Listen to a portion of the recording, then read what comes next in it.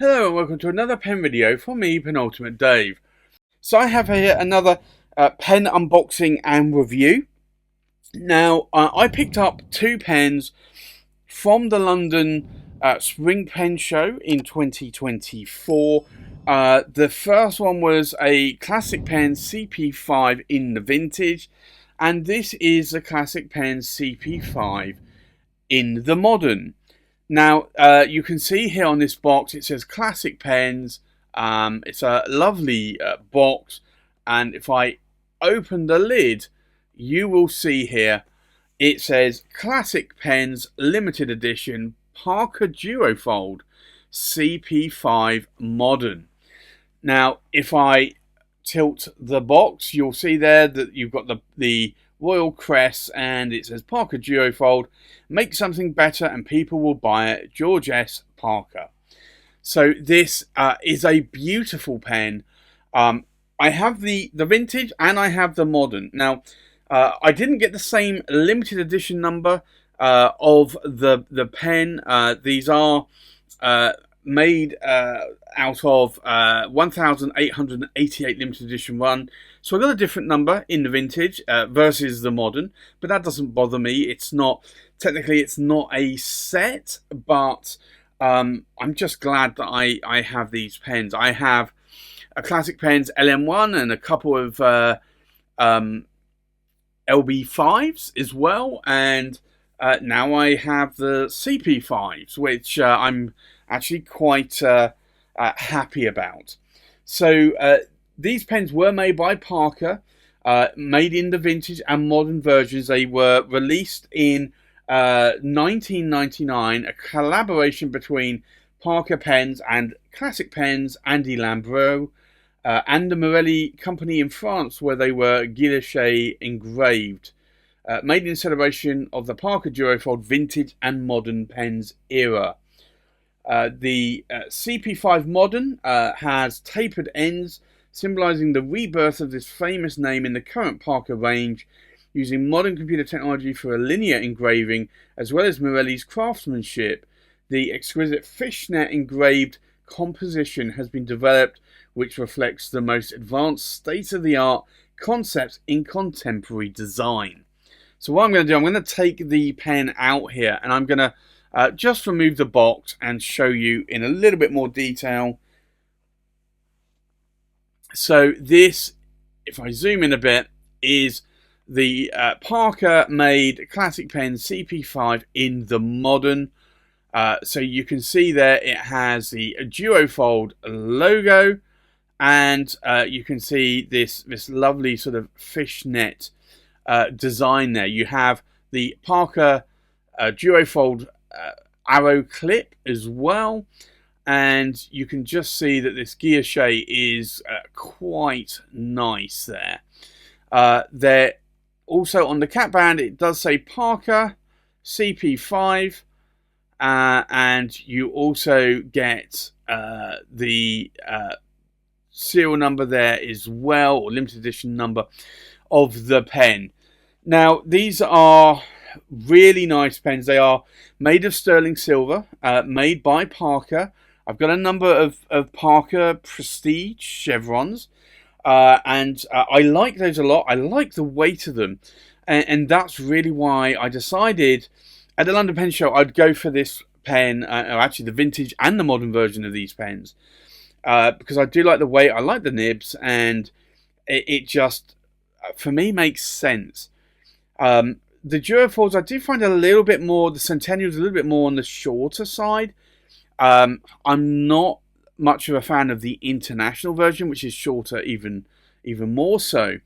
But this is a lovely pen, and you can see it flares out towards the cap finial here, and then tapers down to the cap band slightly, a slight step down, and then just tapers down to what is the end cap there.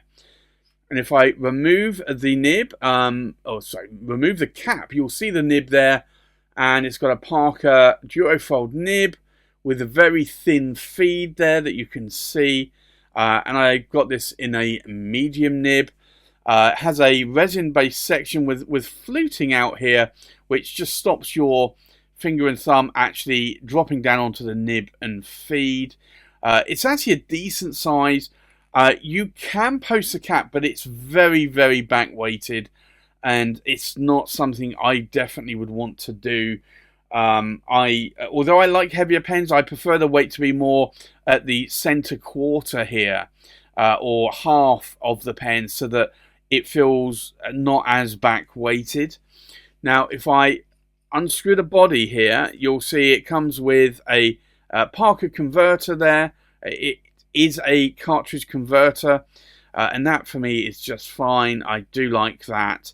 I just find that it's a nice size. It's maybe a little bit shorter than I would prefer sometimes, but in my hand it's actually a decent size there. So for me, if I'm writing, it's actually a very good weight.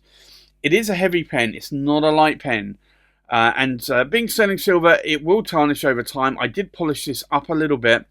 Probably could do a little bit more polishing up, to be honest, on silver pens, but I do like the pens to look a little bit more shiny rather than tarnished. So I think with that, let's do a size check. We'll do a weight check. We'll do a pen comparison, and then we'll do a writing sample. So the full size or length of the pen, we are looking about 137 millimeters in length. The length of the cap is about 62 millimeters in length. We'll check the length of the body to the tip of the nib or tip of the tines. We are looking about 130 millimeters in length. So that is certainly bordering on what I would call a oversized pen. So I think let's do a weight check. Now, the full weight of the pen, and this is inked up, we are looking at just under 73 grams in weight. And we'll check that again. Yeah, just under 73 grams. So that is quite a weighty pen. The weight of the body, we're looking at just under 32 grams in weight. And then the weight of the, so that was the cap, the weight of the body, we're looking at just under 41 grams in weight. So that is a heavy pen for sure. But I do like heavy pens, and it's not my heaviest pen by far, but it is quite a heavy pen. So I think with that, let's do a comparison with other pens. So from left to right, we have a Pelikan M805 Vibrant Blue, a Pelikan M800 Grand Plus, a Cross Peerless 125, a Conway Stewart, and this is the Coronation in sterling silver. We have a Parker Classic Pens CP5 in the modern. We have a Yardo lead, and this is the Grand Victorian in sterling silver. We have a Yardo lead Grand Barley in sterling silver. We have a Montegrappa 1930, and this is the Striped Zebra. We have a Montegrappa Extra Otto, and this is in the Pearl Grey Celluloid. And then we have a Montegrappa Extra High Tech. So I think let's now do a writing sample. So this is, I'm going to call it the Parker, because it is made by Parker.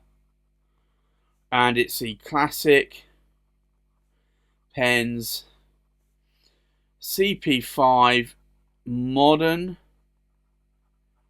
And it is a medium 18 karat gold nib from Parker, and the ink in here today is Diamine Earl Grey, which I do like in this pen. It writes very, very smoothly. Now, if I do some vertical line passes, you'll see here there's no hard starts or skips. If I try to push it a bit more, I can maybe get towards a broader nib. But these Parker nibs are normally pretty stiff, so you are not going to get a huge amount of line variation. They're not a bouncy or flexible nib, but you can see there's no hard starts or skips there. Now, in terms of ink wetness, let's take a look. Now, this is quite a wet nib. It's not a fire hose nib, though. It's not a nib that you're going to have to wait a long time for that ink to dry if you are writing in a notebook. But you can still see that some of the ink is maybe just a little bit wet, certainly where I flexed it a little bit more. What do I like? What do I not like about the pen? I love that it's a Parker pen. I love that it's a classic pens. I like that, love it. It's a CP5. I never thought I would own one, let alone two CP5s in my collection. And I love that it's sterling silver as well. It is a beautiful pen. I do like the Parker nibs. They do write quite hard, a little bit like a steel nib. They're very sort of rigid with very little bounce or flex to them. But they are good, consistent writing nibs. I don't think I've had a bad Parker nib to date. They are normally very well tuned. So when I picked these up at the London Pen Show in March 2024, I saw these. I had handheld both of the pens in my hand what felt like 20 to 30 minutes. And I just thought, you know what, I cannot let these go. I picked these up from John at St. John's Pens, and he gave me a really good price on these. So I'd like to thank John for that. These are very nice pens, and I'm really glad that I added both the vintage and also this modern one to my collection. And I didn't think I would be owning any more classic pens anytime soon, and that really has been for the last few years. But when this came up, I did kind of like the look of the CP8s, and I think the CP8s were a little bit more expensive. But yes, I would like some CP8s at some point, but I don't know. I'm very happy that I've got the CP5s here, and I am really glad that I added these to my collection when I did. Although they are not cheap pens, but they're also not the most expensive pen that I have ever bought. So it's a little bit sort of in the middle between the two. So there you have it. That's my unboxing and review of the Parker made classic pen CP5 Modern in a medium 18 karat gold nib. Thanks for watching. Please like, comment, subscribe, and I'll see you on the next pen video. Bye bye.